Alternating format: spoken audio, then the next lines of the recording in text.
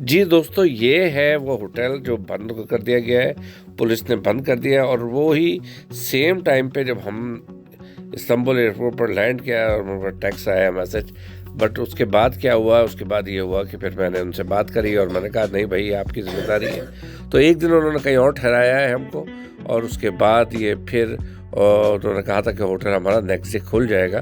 तो इंशाल्लाह खुल गया हमारा होटल। पहला दिन हमने कहा सबसे पहले हम मस्जिद का एक टूर करें, और हम मस्जिद की तरफ जा रहे हैं। आए दिखाते हैं आपको कौन सी मस्जिद जा रहे हैं और किस जगह पे है ये मस्जिद। तो दोस्तों, ये सुलेमानिया मॉस्क है जिसका पीछे का गेट भी है, आपको दिख रहा है। और बहुत बड़ा दीवार और बहुत ही खूबसूरत आर्किटेक्चर के पर मुबस्सिर है। और बाहर से भी अगर देखा जाए तो दिल फरेब नज़ारा होता है ये देखने के बाद। दोस्तों, अभी हम आए हैं सुलेमानिया मॉस्क, जो पहला हमारा टूर है। और बहुत खूबसूरत मॉस्क है। मॉस्क तो यहाँ पे हर कोई खूबसूरत है।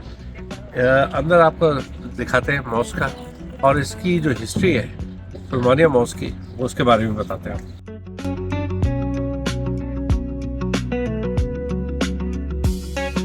सुलेमानिया मस्जिद इस्तांबुल तुर्की में वाक़ई एक शानदार उस्मानी मस्जिद है। उसे 16वीं सदी में अजीम मेमार सिनान ने सुल्तान सुलेमान के हुक्म पर तामीर किया था।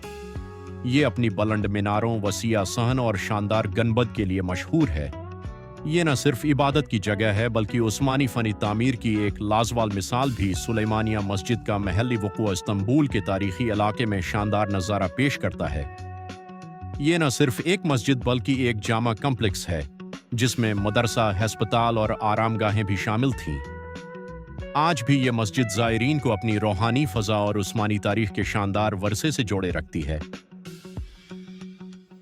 और न सिर्फ मकामी बल्कि अंग्रेज़ों की बहुत बड़ी तादाद इस मस्जिद को देखने आते हैं। और मज़े की चीज़ ये होती है कि जब जाते हैं तो कुरान शरीफ जहाँ पे तिलावत हो रही होती है, जहाँ पे आज़ान होती है, इनके चेहरे देखने वाले होते हैं। बाहर हमने देखा एक बहुत ही खूबसूरत मंज़र, समंदर का किनारा, और इसके साथ बेतहाशा लोग तस्वीरें खिंचवा रहे हैं, टूर्स पे आ रहे हैं। और लोग जो है ना, कहते हैं कि इस दिल फरेब नज़ारे को एंजॉय कर रहे होते हैं। इसके साथ साथ कदीमी जो इमारत होने के बाइस कुछ चीज़ें हमने ऐसी भी देखी कि कमरे और चीज़ें बोसीदा हुई हुई हैं, और अंदर कोई देखने वाला नहीं और कोई इसको चेक करने वाला नहीं। बट क्योंकि इस्तांबुल के अंदर तमाम ही इमारतें बहुत बहुत पुरानी हैं, तो उसके अंदर इन सबको पता भी है कि किस तरीके से करना होता है इनको। इसके अलावा एक गार नुमा नीचे हम लोग निकले वहाँ से बाहर, और उधर से हम लोग रोड की तरफ निकले हैं। तो ये भी एक बड़ा एक ज़बरदस्त तरीका था अंदर और बाहर जाने का, कि गार नुमा टनल के ज़रिए हम लोग बाहर गए। अगर व्लॉग अच्छा लगा है तो प्लीज़ इसमें कमेंट्स और शेयर करना ना भूलिएगा, और सब्सक्राइब करना तो लाजमी। उम्मीद करता हूँ नेक्स्ट ब्लॉग में आपसे मुलाकात होगी।